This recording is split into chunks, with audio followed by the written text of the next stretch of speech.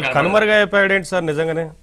అసలు ఎన్ని రెచ్చగొట్టే విధంగా అసలు మీసాల మెలేయటం, తొళ్ళ కొట్టడం లాంటివి చేసిన వ్యక్తి ఉమ్, ఇప్పుడు ఎక్కడున్నారో ఎవరికి తెలియదు, వాళ్ళ కార్యకర్తలకు కూడా తెలియదు. ఇక రోజా చెప్పే పరిస్థితి లేదు, ఈ రాష్ట్రం వదిలిపోయింది అనుకోండి. ఉమ్. ఇలాగ ఒక్కొక్కరు ఎవరైతే ఆవిడ ఎక్కడో తమిళనాడులో ఎక్కువ ఉంటున్నట్టుగా వార్తలు వస్తున్నాయి. తమిళనాడులో ఉంటున్నారు. ఇప్పుడు చంద్రశేఖర్ రెడ్డి జనసేన మీద దాడులు చేశాడు, జనసేన అధిపతిని బూతులు తిట్టాడు, చంద్రబాబు నాయుడు గారిని తిట్టారు, టీడీపీ వాళ్ళని వరుస పెట్టి తిట్టేశాడు. చివరికి కుంభకోణాల్లో ఇరుక్కున్నాడు ఎవరు? ద్వారంపూడి. ద్వారంపూడి చంద్రశేఖర్ రెడ్డి. ఉమ్, ఈ రోజున ఆయన నోరు మెదిపే పరిస్థితి లేదు. ఉమ్, కాబట్టి అలానే ఇటీవల కాలంలో పేరు నాని పాపం ఆయన రెచ్చిపోయేవాడు. అవును. ఈరోజు ఏమైంది? కుటుంబం సహా పారిపోవాల్సిన పరిస్థితి వచ్చింది. ఆటోమేటిక్గా రేషన్ బియ్యంలో దొరికిపోయాడు. దాదాపుగా 2 కోట్ల ఎంతో డబ్బులు కట్టాడు.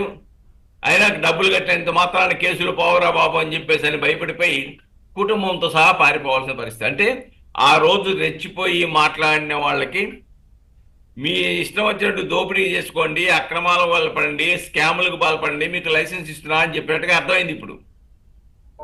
కాబట్టి ఆ రోజు తిట్టిన ప్రతి ఒక్కరిది ఈ రోజున ప్రతి స్కామ్ లో ఆయన ఎవరెవరు ఎక్కడెక్కడ బయటపడుతున్నారో వెలుగు చూస్తామన్నారు.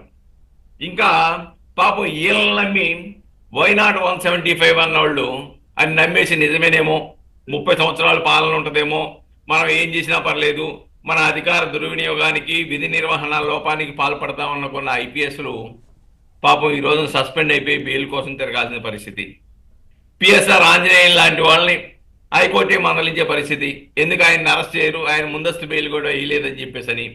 అలానే విజయపాల్ రఘురామకృష్ణరాజు గారిని చిత్రహింసలు పెట్టేసి చంపడానికి ప్రయత్నం చేసిన సంఘటనలో ప్రధాన కీలక పాత్ర వహించినటువంటి ఇన్వెస్టిగేషన్ ఆఫీసర్ విజయపాల్ సుప్రీంకోర్టుకి వెళ్ళినా బెయిల్ ఇవ్వలా. మీరు చట్టాన్ని రక్షించవలసిన వాళ్ళు చట్టభక్షకులుగా మారితే మిమ్మల్ని క్షమించవలసిన అవసరం లేదని చెప్పింది సుప్రీంకోర్టు. ఆయన జైలుకి వెళ్ళాడు. ఇంకా సునీల్ కుమార్ త్వరలో వెళ్లాల్సిన పరిస్థితి ఉంది. కాబట్టి అధికారులు సైతం ఉమ్, దాసోహమయ్యి క్రియాశీల కార్యకర్తల్లాగా స్వామి భక్తిని నిరూపించుకొని ఇంకా చాలా సంవత్సరాలు అధికారంలో ఉంటాడు జగన్మోహన్ రెడ్డి గారని భావించిన వాళ్ళు ఈ రోజున చీకొట్టించుకొని కేసులతో బెయిల్తో తిరగాల్సిన పరిస్థితి ఉత్పన్నమైంది. అవును. కాబట్టి ఇప్పుడు ఏమైపోయింది? జగన్మోహన్ రెడ్డి గారు ఎన్ని పిలుపులు ఇచ్చినా ఉమ్, మీరు సోషల్ మీడియాలో పెట్టండి, నేను పెడతాను, కార్యకర్త నుంచి ఎంపీ వరకు సోషల్ మీడియాలో విజృంభించండి అని చెప్పినా కానీ ఎవరు ఒక పోస్ట్ పెట్టడానికి ముందుకు రావట్లా. మరి ఎందుకంటే పెడితే వాళ్ళే కదా ఇరుక్కునేది, ఈయన ఏం చేస్తాడు, ఇంట్లో ఉంటారు. కాబట్టి ఆయన పిలుపుని అందుకునే పరిస్థితుల్లో కూడా కార్యకర్తలు లేరు. ఆయన పిలిపించినా వచ్చే పరిస్థితిలో నాయకులు లేరు. కాబట్టి ఒంటరి వాడైపోయానేటువంటి ఒక ఆవేదన నుంచి, ఫ్రస్ట్రేషన్ నుంచి ఆయన ప్రకటన చూస్తా ఉన్నాం కదా. మీరు మా వాళ్ళ మీద కేసులు పెడతా ఉన్నారు, మీరు సప్త సముద్రాలు దాటిపోయినా కానీ మిమ్మల్ని ఈడ్చుకొచ్చేస్తాము అని ఫ్రస్ట్రేషన్ నుంచి ఆయన మళ్ళీ అధికారం అంటే అభివృద్ధి గురించి మాట్లాడట్లా, మళ్ళీ కక్ష సాధింపుల గురించే మాట్లాడుతున్నారు. మళ్ళా కక్షాదింపు గురించి మాట్లాడుతున్నారు. ఇంకా ఎమ్మెల్యే ఎన్నికలు వస్తాయి, మేము నెక్స్ట్ వచ్చే ఎన్నికల్లో మేమే వస్తాం, అది రాకపోయినా కానీ మీ అంతు చూస్తాము. ఇలాంటి బెదిరింపు ధోరణితో ఇంకా ఆయన ఫ్రస్ట్రేషన్ నుంచి మాట్లాడుతూ ఉన్నాడు.